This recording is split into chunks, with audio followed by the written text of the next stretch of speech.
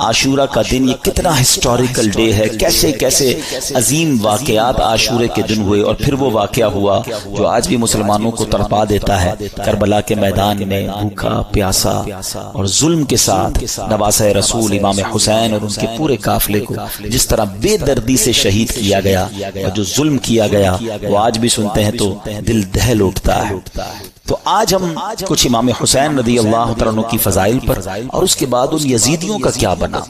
کربلا کے بعد تو وہ ایک طرح سے ون کر گئے تھے نا، اگر ہم فگرز کی بات کریں تو وہ اسٹریٹجیکلی تو ون کر گئے تھے، مگر پھر ہوا کیا، ان کو کیا وہ راس آئی وہ حکومت، اور کیا انہوں نے مزے کیے، کیونکہ وہ تو چاہتے تھے کہ امام حسین بھی یزید کی بیعت کر لیں، مگر اس کے بعد کنٹرول کیسا ملا اور ان کا نتیجہ کیا نکلا۔ بہت سارے درس ہیں ہمارے پاس آج کے بیان میں، اور یقیناً یہ دل کو افسردہ کرنے والی باتیں بھی ہیں، مگر اس سے پہلے میں آپ کو پیر مہر علی شاہ صاحب، سبحان اللہ، جیسے سیدی اعلیٰ حضرت ہے نا، آئے ہائے، پیر مہر علی شاہ صاحب بھی کمال کی شخصیت ہے، اللہ نے کمال کا عشق رسول عطا فرمایا اور کمال کا علم بھی عطا فرمایا، مگر آپ کا ایک واقعہ سنیے گا۔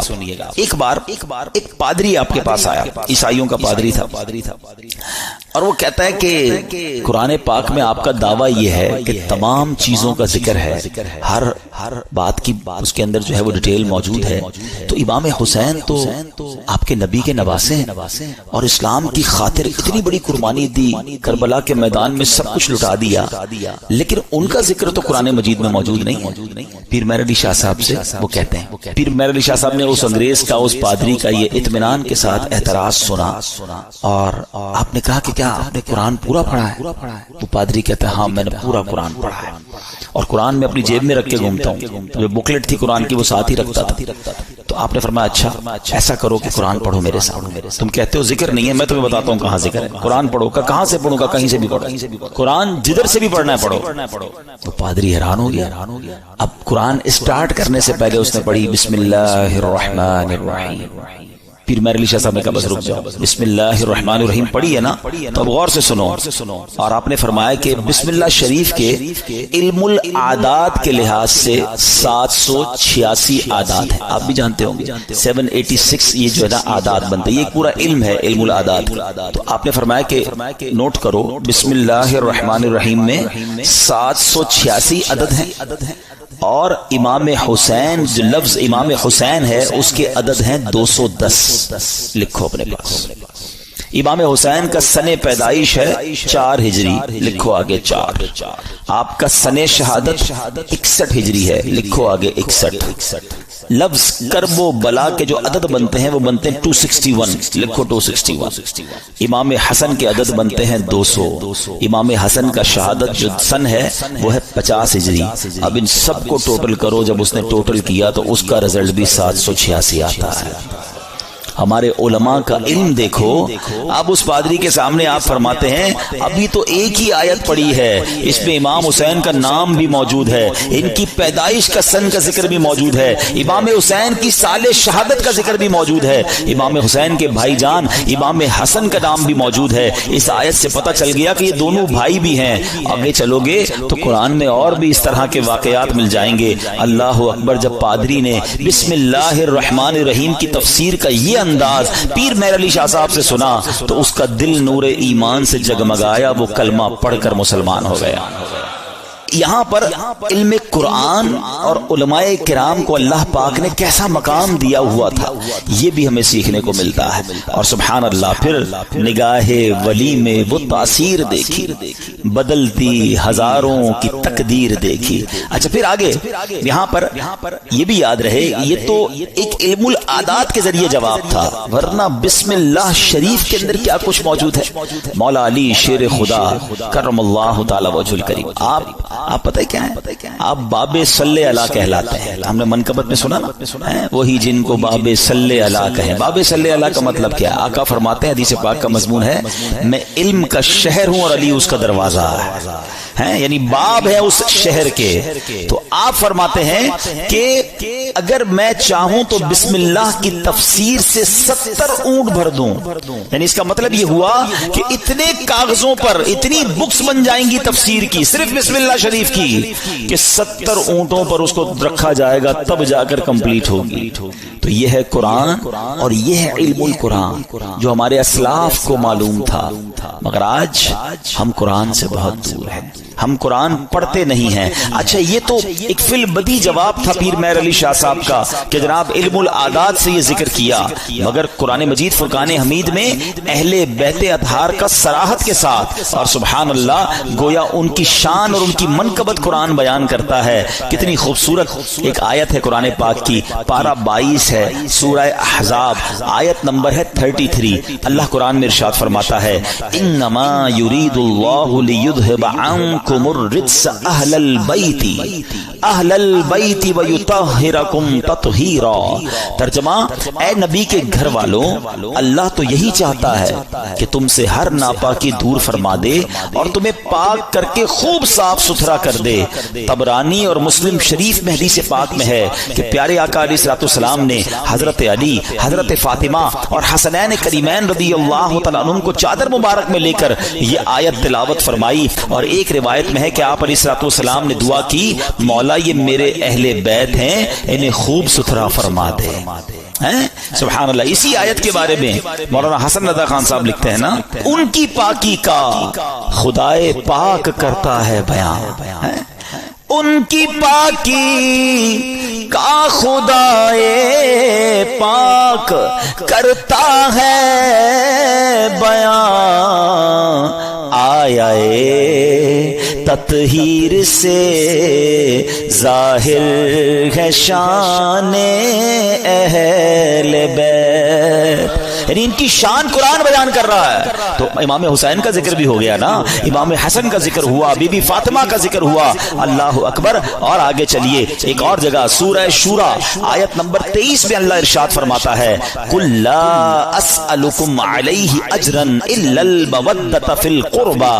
اللہ قرآن میں فرماتا ہے تم فرماؤ میں اس پر تم سے کوئی معاوضہ طلب نہیں کرتا مگر قرابت کی محبت. نبی پاک نے کیا فرمایا, اور کوئی معاوضہ طلب نہیں کر رہا مگر میرے عزیزوں سے محبت کرنا. سلطان المفسرین حضرت عبداللہ ابن عباس رضی اللہ تعالیٰ عنہ فرماتے ہیں جب یہ آیت نازل ہوئی صحابہ کرام نے عرض کی یا رسول اللہ صلی اللہ تعالیٰ علیہ وسلم, آپ کے اہل قرابت جن سے محبت کا اللہ پاک نے حکم دیا ہے یہ کون ہیں؟ فرمایا علی, فاطمہ, سبحان اللہ, اور ان کے دونوں بیٹے یعنی حسنین کریمین رضی اللہ تعالیٰ عنہم. ہم کیوں نہ پنجتن پاک سے پیار کریں, ان سے پیار کا, ان سے محبت کا حکم گویا ہمیں قرآن دے رہا ہے. اور سبحان اللہ ایک اور آیت میں کس انداز سے ان کا جو ہے وہ شان بیان ہوتی ہے. پارہ نمبر ہے 5 سورہ نساء آیت نمبر 54. اللہ پاک ارشاد فرماتا ہے ام یحسدون الناس علی ما آتاہم اللہ من فضلہ. ترجمہ, بلکہ یہ لوگوں سے اس چیز پر حسد کرتے ہیں جو اللہ نے انہیں اپنے فضل سے عطا فرمائی ہے. حضرت امام باقر رضی اللہ تعالیٰ عنہ فرماتے ہیں اس آیت کریمہ میں بیان کیے گئے وہ لوگ جنہیں اللہ پاک نے اپنا فضل عطا کیا اور جن سے کافر و منافق حسد کرتے ہیں, خدا کی قسم یہ ہم اہل بیت ہیں. خود امام باقر نے گویا اس کی تفسیر کی کہ جن کے بارے میں یہ ذکر ہو رہا ہے یہ ہم اہل بیت ہیں. سبحان اللہ, یہ مقام ہے اہل بیت کا. ایک جگہ نبی پاک علیہ الصلوۃ والسلام کیا خوب فرماتے ہیں, حدیث کا مضمون ہے کہ میری اہل بیت میری امت کے لیے کشتی نوح کی مانند ہے, جو اس میں سوار ہو جائے گا وہ پار لگ جائے گا. اچھا یہ کس کے لیے کہا؟ اہل بیت کے لیے. ذرا توجہ کیجئے گا اعلیٰ حضرت کا کس طرح حدیثوں پر یوں سمجھیے کہ عبور تھا اور کیا انداز تھا, اور آپ کو سمجھ آ جائے گی بات کہ اہل بیت کو کیا کہا, کشتی کا. ایک جگہ نبی پاک کی حدیث ہے اصحابی کالنجوم فبأیہم اقتدیتم اہتدیتم. آقا فرماتے میرے صحابہ ستاروں کی مانند ہیں, ان میں سے جس کی بھی پیروی کرو گے تم کامیاب ہو جاؤ گے, ہدایت پا جاؤ گے. اب ذرا میرے ساتھ رہیے گا, صحابہ کو کیا کہا؟ ستارے، سٹارز. کیا کہا؟ ستارے. اور اہل بیت کو کیا کہا؟ کشتی.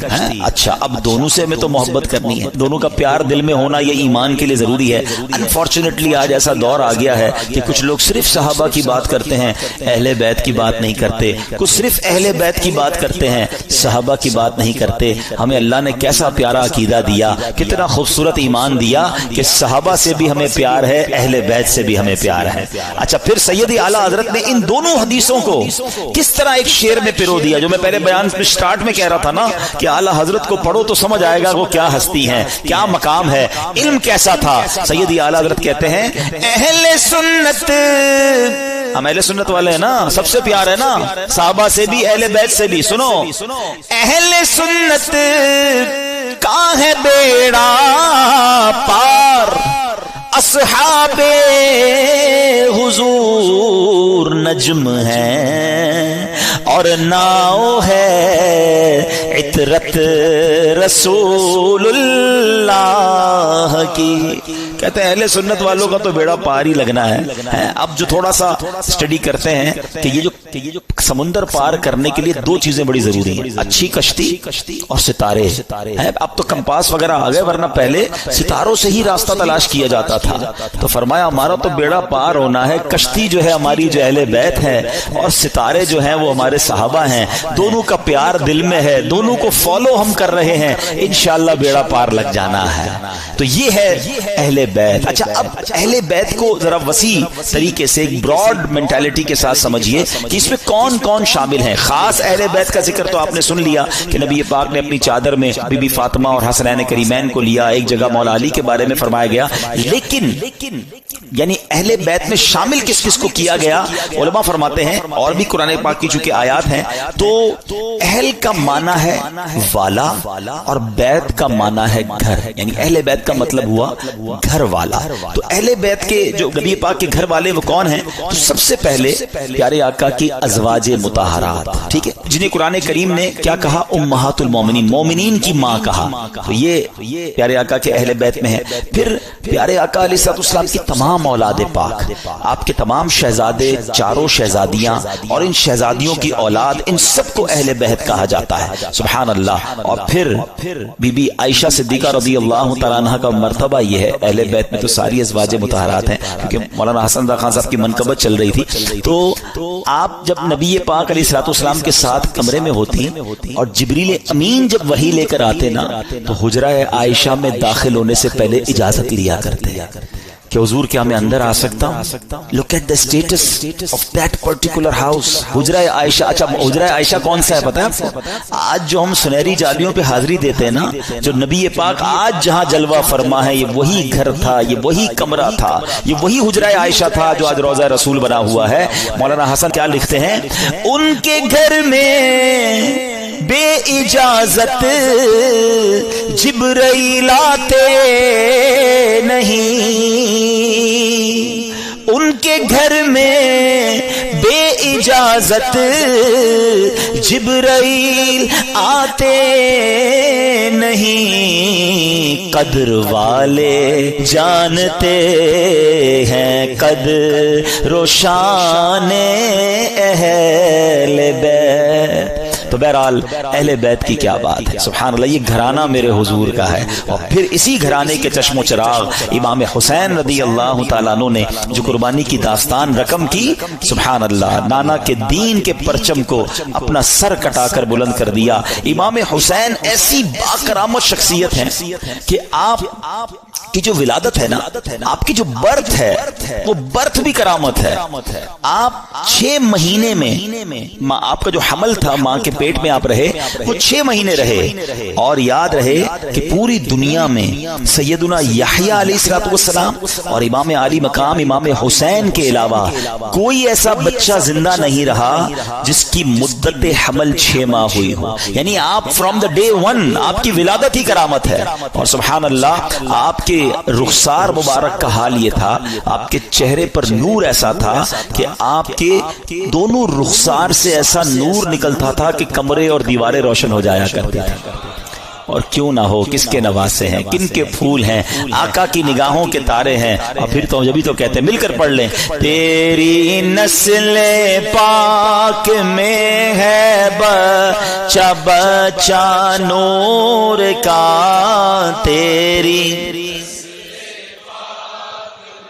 ہے بچہ بچہ نور کا، تو ہے عین نور تیرا سب گھرانہ نور۔ سبحان اللہ۔ اب یہ جو امام حسین رضی اللہ تعالیٰ عنہ جب کربلا کے لیے روانہ ہوئے نا، تو آپ سے مزید کرامتوں کا ظہور ہوا، اور علماء کہتے ہیں یہ جو کرامتیں تھیں نا، بیسیکلی یہ اتمام حجت کے لیے تھیں، مزید ان کو سمجھانے کے لیے تھی کہ دیکھو میں کون ہوں، میرے ساتھ کیسے معاملات ہو رہے ہیں، مجھ پر ظلم نہ کرو۔ مگر ان ظالموں کی آنکھوں پر لالچ کا ایسا پردہ تھا۔ امام حسین فرسٹ آف آل آپ نے مدینے سے کوچ کیا اور اب مکے آیا۔ اب اسی راستے میں سیدنا ابن مطی رحمت اللہ تعالی سے ملاقات ہوئی، انہوں نے عرض کی کہ حضور میرے کنویں کا پانی بہت کم ہے، برائے کرم آپ دعائے برکت سے نواز دیجیے۔ آپ رضی اللہ تعالیٰ نے اس کنویں کا پانی طلب کیا، اور جب پانی کا ڈول حاضر کیا گیا تو آپ نے اس میں سے پانی کچھ پیا بھی، نوش بھی فرمایا اور کلی بھی کر دی، اور ڈول کو واپس کنویں میں ڈال دیا گیا۔ جب وہ پانی جو ہے وہ کنویں میں گیا، کنویں کا پانی بھی بڑھ گیا اور میٹھا اور لذیذ بھی ہو گیا۔ سبحان اللہ۔ تو یہ امام حسین کی کرامتوں کا سلسلہ رہا۔ اس کے بعد جب آپ بالکل ایگزیکٹلی 10 محرم الحرام کا دن آ گیا، یاد رہے کہ وہ دن جمعہ کا دن تھا، 10 محرم الحرام جب یہ واقعہ ہوا، کربلا کے میدان میں آپ خطبہ ارشاد فرما رہے ہیں، ان کو سمجھا رہے ہیں کہ دیکھو میں کون ہوں، یہ ظلم مت کرو۔ تم کیا جواب دو گے جس کا کلمہ پڑھتے ہو اس نبی علیہ الصلوۃ والسلام کو؟ اس وقت آپ کے جو خیمے تھے، جہاں خاندان کے افراد تھے، وہاں خندق میں آگ بھی جل رہی تھی، تو ایک بد زبان یزیدی نے بکواس کرتے ہوئے کہا کہ اے حسین، تم نے وہاں کی آگ سے پہلے ہی آگ لگا دی ہے۔ یعنی معاذ اللہ وہ یہ کہنا چاہ رہا تھا کہ اے حسین، مرنے کے بعد بھی تمہیں جہنم کی آگ میں جانا ہے۔ امام علی مقام نے جب یہ سنا تو آپ نے کہا کہ اے دشمن خدا، تو جھوٹا ہے کیا؟ تو یہ گمان کرتا ہے کہ میں دوزخ کی آگ میں جاؤں گا؟ امام علی مقام کے قافلے کے جانثار نے کہا کہ آپ مجھے اجازت دیں تو میں ابھی اس کا سر قلم کر دوں۔ آپ نے اجازت نہیں دی، آپ نے فرمایا حملے کا آغاز ہماری طرف سے نہیں کرنا، ہو سکتا ہے یہ پرووک کر رہے ہوں، یہ اس لیے ہمیں کہہ رہے ہیں کہ ہماری طرف سے پہل ہو جائے، اور یہ کہیں ہم نے تو حملہ نہیں کیا تھا، امام حسین والوں نے پہلے حملہ کیا۔ حالانکہ اس قدر بڑی گستاخی کی تھی، آپ نے اپنے ساتھی کو روک دیا، مگر آپ نے اللہ کی بارگاہ میں دعا کی۔ دل بڑا دکھا ہوا تھا کہ ایسی بات اس نے کر دی۔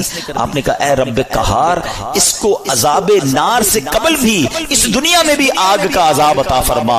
آپ کی دعا قبول ہوئی۔ وہ بندہ جو گھوڑے پہ بیٹھا تھا، اس کی گھوڑے کو جھٹکا لگا، گھوڑا خود ہی دوڑتا ہوا گیا، اور اس وہ گھوڑے سے جب وہاں جہاں گرا تو وہاں آگ لگی ہوئی تھی، اسی خندق میں یہ بندہ جا کر گرا، اور وہ بد نصیب آگ میں جل کر بھسم ہو گیا۔ امام علی مقام نے سجدہ شکر ادا کیا اور اللہ تعالیٰ کی بارگاہ میں عرض کی کہ یا اللہ تیرا شکر ہے کہ تو نے آل رسول کے گستاخ کو سزا دی۔ یہاں بھی ان کے سامنے یہ واقعہ ہو رہا ہے، سارے لوگ دشمن سامنے کھڑے ہیں، اور یہ آپ کی دعا قبول ہو رہی ہے، آپ کے گستاخ کو سزا مل رہی ہے، مگر وہ سمجھنے کے لیے تیار نہیں ہے، وہ انڈرسٹینڈ کرنے کے لیے تیار نہیں۔ آپ یقین کریں جو کربلا کے میدان میں امام حسین نے خطبہ دیا ہے نا ان یزیدیوں کے سامنے، لاسٹ خطبہ، حالانکہ اپنے سارے شہید ہو چکے تھے، مگر پھر بھی، حالانکہ اس وقت تو عام آدمی تو یہ سوچے کہ اب انہوں نے سب میرے بندے مار دیے، اب میں نے ان کو نہیں چھوڑنا۔ اب آخری وقت بھی سلو کی بات کرتے رہے، انہیں سمجھانے کی بات کرتے رہے، انہیں یہ بتاتے رہے کہ میں کون ہوں، یاد کرو میرے آقا مجھے کیا کہا کرتے تھے، تم قیامت کے دن اس ظلم کا جواب کیسے دو گے۔ یعنی یہ بھی امت رسول سے پیار ہے کہ یہ اس عذاب میں نہ گرفتار ہو جائیں۔ اتمام حجت کی گئی، مگر وہ یزیدی نہ مانے۔ اب ایک بات ذہن میں آتی ہے، اب یہ بڑا اہم کوسچن ہے کہ یزیدی جو بھی تھے تو کلمہ پڑھنے والے، اللہ کو مانتے تھے، اللہ کے نبی کو مانتے تھے، معلوم بھی تھا یہ اللہ کے نبی کے نواسے ہیں۔ وہ ریزن کیا تھا جو اتنے بڑے ظلم پر یہ ریڈی ہو گئے. یہ ریزن پکڑنا بہت ضروری ہے اور یہ ہم سب کو آج سیکھ کر جانا ہے. یعنی کوئی بھی محفوظ نہیں ہے. میں آپ کو تھوڑا سا آج کل کے زمانے کا ایک دو انسیڈنٹ بتا دیتا ہوں تاکہ آپ کو اندازہ ہو جائے. ہم لوگ سمجھ رہے ہوتے ہیں یار یزیدیوں نے اتنا بڑا کام کر دیا, ہم تو کبھی بھی کوئی ایسی غلط حرکت نہیں کر سکتے. کوئی اپنے آپ کو محفوظ نہ سمجھے. ہاں, بیسک جو ان کے ریزن تھا نا وہ تھا لالچ, اور وہ لالچ تھی پیسے کی, اقتدار کی. جب یہ لالچ طاری ہوتی ہے نا انسان پہ, پہلے تھوڑا سا سمجھیے گا. آپ کو لگتا ہے یار مجھ پہ کچھ بھی ہو جائے میں ایسا ظلم تھوڑی کر سکتا ہوں, کتنا بھی پیسہ مجھے کوئی دے دے میں جان دے دوں گا, کبھی کسی کو قتل نہیں کروں گا. نواسہ رسول تو بہت دور کی بات ہے. یہ بولنا اور ہے, لیکن ایک وقت آتا ہے جب انسان کے دل پر شیطان کا قبضہ ہو جاتا ہے. آپ پڑھتے ہیں خبریں, 5 سال کے بچے اور 4 سال کی بچی کے ساتھ جو واقعات ہو رہے ہیں, کیا کوئی خوشی سے کرتا ہے یہ کام؟ ذرا سوچئے, جب وہ یہ کام کر جاتا ہوگا اس کے بعد خود اس کو کتنی ندامت ہوتی ہوگی, یہ میں نے کیا کر دیا. پھر اسی وجہ سے بچنے کے لیے اس بچی کو قتل بھی کر دیا جاتا ہے. یعنی یہ واقعات ہم سنتے ہیں تو ہماری عقل حیران ہو جاتی ہے کہ یہ انسان تھا یا درندہ تھا. میں آپ سے یزیدیوں کی تو بات نہیں کر رہا, آپ کے وطن میں رہنے والوں کی بات کر رہا ہوں. اس کا مطلب کیا ہوا, ایٹ دیٹ ٹائم جب وہ یہ عمل کر رہا تھا اس کا دل شیطان کی مٹھی میں تھا, اس کو ہوس نے اندھا کر دیا تھا. تو یہ واقعات مجھے اور آپ کو یہ سوچنے پر مجبور کرتے ہیں کہ کوئی اپنے آپ کو محفوظ نہ سمجھے. یہ ایک لمٹ ہوتی ہے انسان کی. ایک حدیث پاک ہے نا, بڑی مشہور حدیث پاک ہے جس کا مضمون ہے کہ جب بندہ ایک گناہ کرتا ہے نا, میرے ینگسٹر ذرا غور سے سنیں, ایک گناہ کرتا ہے اس کے دل پر ایک بلیک ڈاٹ لگ جاتا ہے. گناہ کرتا رہتا ہے پھر دل پورا سیاہ ہو جاتا ہے. اب اس پر ہدایت کی کوئی بات اثر نہیں کرتی. یہ جو روز شراب پیتے ہیں, ذرا آپ پارٹی کرتے ہیں, حرام کام کرتے ہیں اور گندی چیزیں دیکھ رہے ہوتے ہیں, دوستوں میں بیٹھے گناہ کر رہے ہوتے ہیں, نمازیں قضا کر رہے ہوتے ہیں, اپنے آپ کے بارے میں یہ ضرور سوچ رہے ہوتے ہیں کہ میں اتنا بھیانک کام نہیں کروں گا, مگر ایک وقت آتا ہے کہ دل سیاہ ہو جاتا ہے. اب وہ دل ہے شیطان کے ہاتھ میں, وہ ایسے کام کروا سکتا ہے کہ آپ تصور بھی نہیں کر سکتے. یار بندہ ماں کو قتل کر دیتا ہے, ہم نے نہیں سنے واقعات, کیسے پاسبل ہے کوئی اپنی ماں کو مار دے. لیکن ایک لمٹ ہوتی ہے, اس کے بعد انسان جب اوور لمٹ ہوتا ہے تو شیطان جو چاہے اس سے کروا لیتا ہے. تو اللہ سے توبہ کرتے رہا کرو, اور اس کا بیسٹ طریقہ یہ ہے کہ گندے اور برے ماحول سے اپنے آپ کو بچائیں. جو ایسے لوگوں میں اٹھتے بیٹھتے ہیں نا جو ہر وقت حرام چیزوں کی باتیں کر رہے ہوتے ہیں, یار پیسہ ہونا چاہیے تبھی زندگی میں مزہ ہوگا, جدھر سے بھی آتا ہے آنے دو, بس پیسہ بڑھنا چاہیے, ابھی تو ہم نے وہ رکھنا ہے, ابھی تو ہم نے وہ لینا ہے. میں ایک جگہ بیٹھا تھا, یہ باتیں ہو رہی تھی, میں نے کہا یار کیا کریں گے اتنا پیسہ. تو ایک بندہ کہتا ہے میں نے تو خواب دیکھا ہوا ہے 6000 کروڑ کی یاچ لوں گا. وہ کیا ہوتا ہے, کوئی پانی کے اندر کوئی جہاز ہوتا ہے. میں نے کہا یار دیکھو کراچی کے رہنے والے نے بھی ایسا خواب دیکھا ہے. اب اتنے بڑے جس نے خواب دیکھے ہیں تو پھر اس کو کہاں سے قناعت اور کہاں سے صبر آئے گا. اللہ کی رضا پر راضی رہنا ہم کب سیکھیں گے. تو بہرحال میرے پیارے اسلامی بھائیوں, سوچو اس بات کی, یہ کیسے, اس ریزن کو پکڑیے. یزیدیوں کے ایسا کیا ہو گیا تھا کہ یہ اندھے ہو گئے تھے. آج بھی بندہ اندھا ہوتا ہے.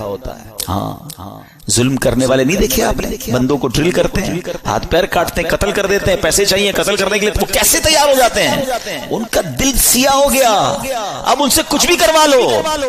یہ شراب ہے نا, اس کو ام الخبائث کہا گیا, برائیوں کی ماں. یہ وہ چیز ہے کہ اس کا جو عادی ہو جائے, اب شراب کے علاوہ بھی عجیب عجیب نشے آ گئے, نشے میں گرفتار جو ہوا نا, اب اس کو ماں بہن کی بھی تمیز نہیں ہے, اس کو کسی کی بھی تمیز نہیں ہے. وہ کر جائے گا جو کوئی سوچ ہی نہیں سکتا, اور اس کے بعد وہ خود بھی شرمندہ ہوگا کہ یہ میں نے کیا کیا, نشے میں تھا. تو یہ وہی بات ہے کہ بندہ جب برائی کی طرف جاتا ہے تو ایک کے بعد دوسری, دوسری کے بعد تیسری, تیسری کے بعد چوتھی. یہ غور کیجیے, یہ بات ہمیں یہ سمجھنی ہوگی کہ ہمیں اپنے آپ کو گناہوں سے بچانا ہے, ورنہ یزیدی راستے پر چلنے میں دیر نہیں لگتی جس کو پیسے کی لالچ نے گھیرا ہوا ہے. اچھا ایک اور عجیب بات بتاؤں میں آپ کو, ہم دل کو عربی میں کیا کہتے ہیں, قلب. کیا کہتے ہیں, امراض قلب لکھا ہوتا ہے, قلب موٹے کاف سے. اس کا مطلب کیا ہے, میننگ آف قلب منقلب ہونے والا, بدلنے والا. یہ جو دل ہے نا یہ بدلتا رہتا ہے. اب میں آپ کو کچھ ایگزامپلز دیتا ہوں, آپ کو سمجھ آئے گی میری بات. کبھی کبھی ہمارے دل پر ایسا خوف طاری ہو جاتا ہے اللہ کا, آنسو بہتے ہیں, بندہ کہتا ہے یار بس اب کوئی گناہ نہیں کروں. یہی دل ہے، یہی ہم ہیں۔ کبھی کبھی اسی دل پر گناہ کرنے کا اتنا جنون سوار ہو جاتا ہے کہ بندہ کہ کچھ بھی ہو جائے میں نہیں گناہ کرنا ہے۔ ارے تھوڑے دنوں پہلے تو رو رہا تھا۔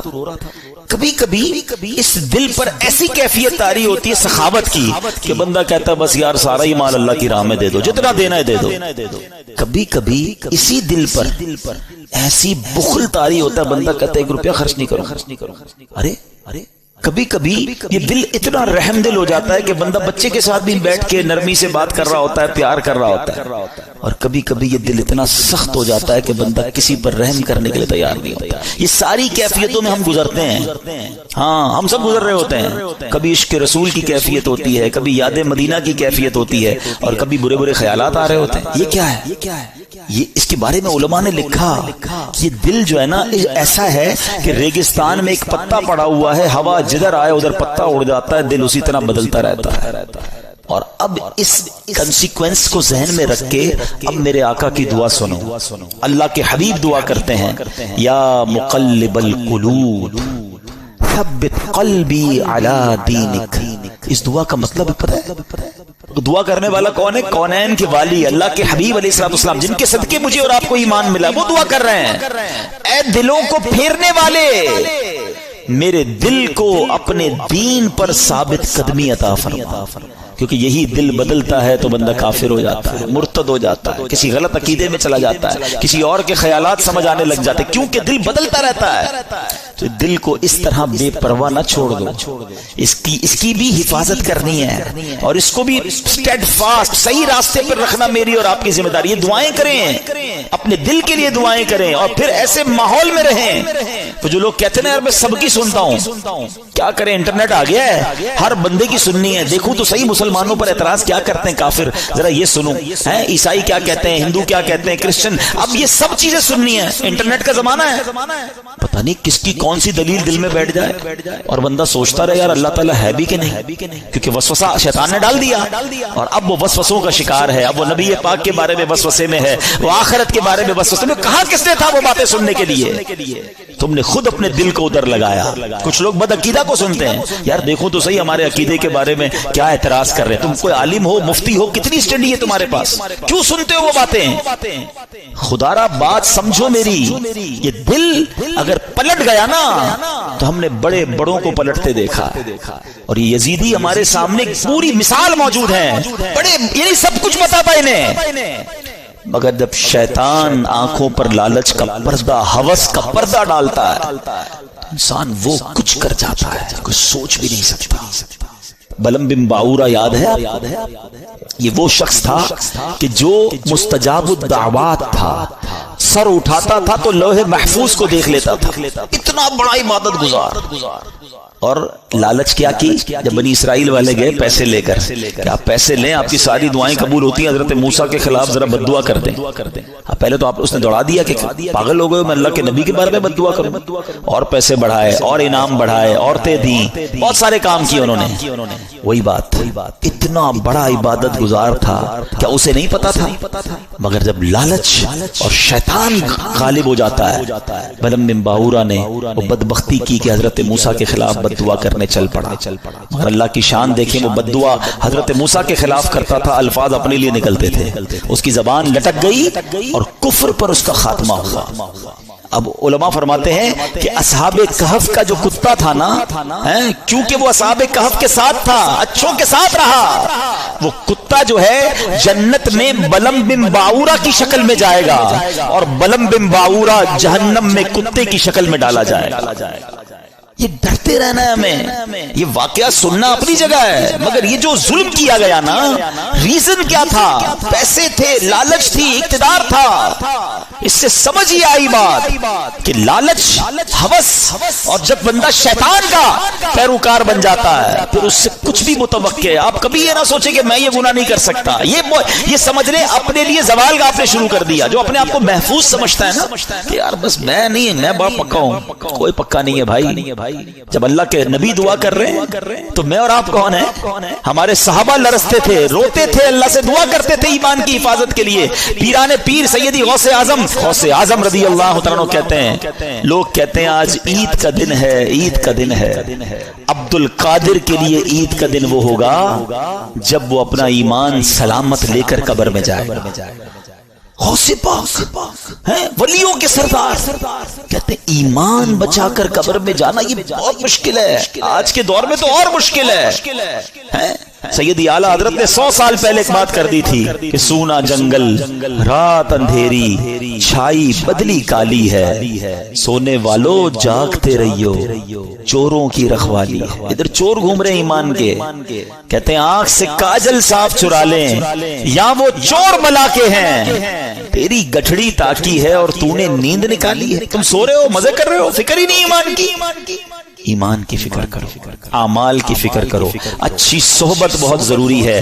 آج بھی یزیدی ٹولہ موجود ہے جو لوگوں کے ایمان چھیننے کے لیے اور برائیوں کی طرف مسلمانوں کو لگانے کے لیے تیار ہے۔ ہمیں ڈھونڈنا ہے آج کے دور میں بھی حسینی لوگوں کو کہ وہ کون ہے جو سچے پنجتن کے غلام ہیں اور ہمیں حسینی طریقے پر چلاتے ہیں اور پکڑ پکڑ کر ہمیں گناہوں سے بچاتے ہیں۔ ہمیں اللہ کی اس نعمت پر اللہ کا شکر ادا کرنا چاہیے جو دعوت اسلامی کی صورت میں ہمیں یہ ماحول ملا ہوا ہے۔ اللہ اس ماحول پر ہم سب کو استقامت عطا فرمائے۔ اب میں آپ کو بتاتا ہوں ان ظالموں نے کرنا تھا جو کر لیا، ہوا کیا؟ کتنے پیسے مل گئے، کتنے مزے کر سکے، انجام کیا ہوا؟ یاد رہے کہ جس بدبخت خولی بن یزید نے امام حسین کا سر انور تن سے جدا کیا تھا نا، سر سے کاٹا تھا، معاذ اللہ، چند ہی برس کے بعد اس کا کیا انجام ہوا کہ مختار ثقفی، اب اس کے بارے میں آگے جا کے بتاتا ہوں، اس شخص نے قاتلین امام حسین کے لیے ایک آرڈر نافذ کیا اور کہا کہ کربلا کے میدان میں جو بھی یزیدی لشکر میں تھا وہ جہاں پایا جائے اسے مار ڈالا جائے۔ یہ حکم سن کر کوفہ کے جفا شعار سورما بصرہ بھاگنا شروع ہوئے۔ مختار کے لشکر نے ان کا تعاقب کیا، جدھر جو ملا اس کو کاٹ ڈالا، اس کو مار ڈالا۔